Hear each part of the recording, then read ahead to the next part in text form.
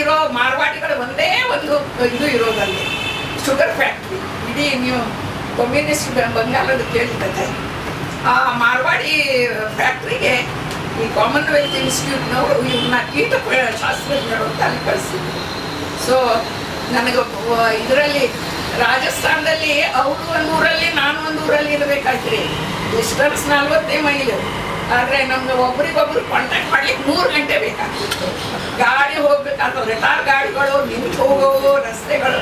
ನೀವು ಯಾರಿಗೂ ಇವತ್ತು ಬೆಂಗಳೂರಿನ ರಸ್ತೆಗಳು ಕೆಟ್ಟ ಅಂದರೆ ಅಲ್ಲಿ ರಾಜಸ್ಥಾನಕ್ಕೆ ಹೋಗ್ಬೋದು. ಆಗ ಈಗ ತುಂಬ ಚೆನ್ನಾಗಿ ಮಾಡಿದ್ದಾರೆ. ವಾಜಪೇಯಿ ಅವರ ಇದನ್ನ ಚತುಷ್ಪಥ ರಸ್ತೆ ಇವೆಲ್ಲ ನಾನು ಈಗ 30 ವರ್ಷದ ನಂತರ ಮತ್ತೆ ಹೋದ್ನೆಲ್ಲ ಈಗ ಚೆನ್ನಾಗಿ.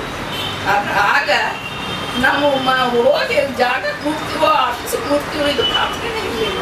ಶುರುಕಲ್ಲಿ ಕಾಮತ್ರಿ ಏನು ಮಾಡಿದ್ರು, ನನ್ನನ್ನು ಜೈಪುರದಲ್ಲಿ ಸ್ಥಾಪನೆ ಮಾಡಿದ್ರು. ಅಲ್ಲಿ ಆಕಾಶವಾಣಿ ಕೇಂದ್ರ ಇತ್ತು.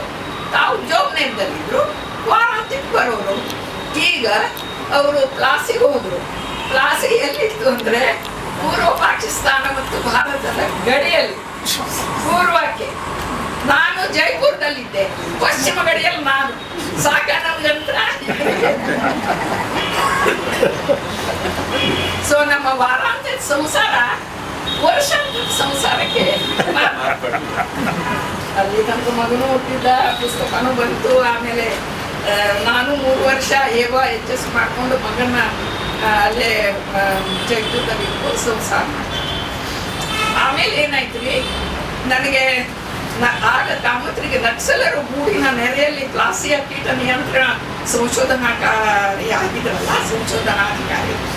ಅವರು ತಮ್ಮ ಅನುಭವಗಳನ್ನ ಈಗ ನಿಮ್ಗೆ ತೋರಿಸಿದ ಪುಸ್ತಕ ಇದೆ ಅಲ್ಲ, ಅದರಲ್ಲಿ ಒಂದು ದರ್ಶನ ಅದರಲ್ಲೆಲ್ಲ ಹಾಕಿದ್ದಾರೆ.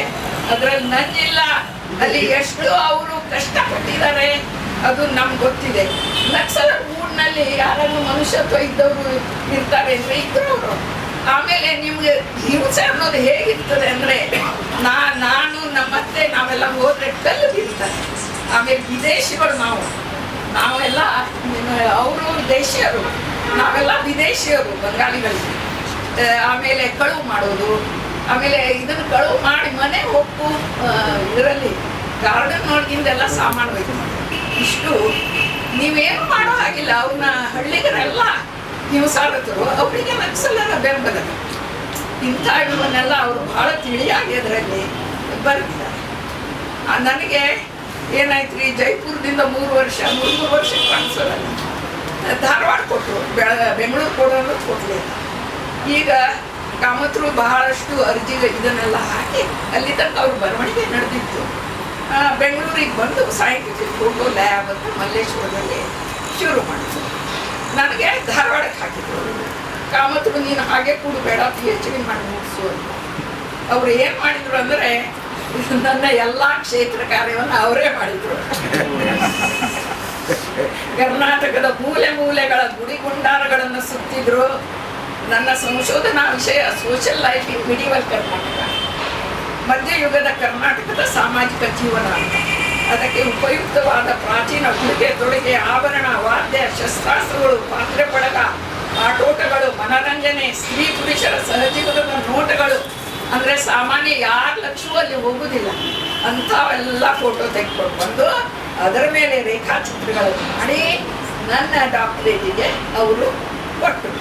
ಏನು ಥೀಸಸ್ ಆಕ ಅಂದರೆ ಶಿಲ್ಪಗಳ ಚಿತ್ರಗಳ ಮೇಲೆ ಆಧಾರಿತ ಏನು ಆಕಾರ ಇದೆ ಅಲ್ಲ, ಅದು ಬಹಳ ಅಥೆಂಟಿಕ್ ಆಯ್ತು ರೀ. ಯಾಕಂದರೆ ಶಾಸನಗಳಿಗಿದ್ದಷ್ಟೇ ಮಹತ್ವ ಚಿತ್ರಗಳಿಗೂ ಇರ್ತದೆ ಆಯಾ ಕಾಲದ್ದು. ಸೊ ಅದಕ್ಕೆ ನ್ಯಾಚುರಲಿ ಇದಕ್ಕೆ ಒಳ್ಳೆ ರಿಪೋರ್ಟು ಬಂತು, ನಮ್ಗೆ ಡಾಕ್ಟರೇಟು ಬಂತು. ನನ್ನ ಗೆಳತಿಯರೆಲ್ಲ ಹೇಳ್ತಿದ್ರು, ಇವ್ರಂಥವ್ರು ನಿನಗೆ ಯಾಕೆ ಡಾಕ್ಟರೇಟ್ ಕೊಟ್ರ ಮಾರಾಳ, ಕಾಮತ್ರಿ ಕೊಡಬೇಕಾಗಿತ್ತು. ಅವ್ರ ಚಿತ್ರಗಳಿಗೆ ನೀನು ಗೌರ್ಮೆಂಟ್ಗೆ ಬರ್ದಿ ಮತ್ತೆ ನಿನಗೆ ಇದನ್ನು ಕೊಟ್ಟರು. ಸೊ 4 ವರ್ಷ ಧಾರವಾಡದ ವಾಸ್ತವ್ಯದ ನಂತರ ನಾನು ಕೊನೆಗೊಮ್ಮೆ ಬೆಂಗಳೂರು ಕೊಟ್ಟರು. ನನಗೆ ಬೆಂಗಳೂರು ಕೊಟ್ಟರೆ ಏನಾಯ್ತು ಅಂದರೆ ನಮ್ಮ ತಲೆಮಾರಿ ಕಾಮತ್ರಿಗೆ ತಿರುಗಾಟ ತೀಟೆ ಶುರು ಆಯಿತು. ಅವ್ರು ಏನು ಮಾಡಿದ್ರು ಅಂದರೆ ಹೊರಟು ಅವರು ಅದು ನನ್ನಿಂದಾಗಿ ಅಂತ ನಾನು ಹೇಳೋದಿಲ್ಲ. ಕರ್ನಾಟಕ ರಾಜ್ಯ ಸಾಹಿತ್ಯ ಅಕಾಡೆಮಿಯು 1 ವರ್ಷ ಹೊರ ರಾಜ್ಯ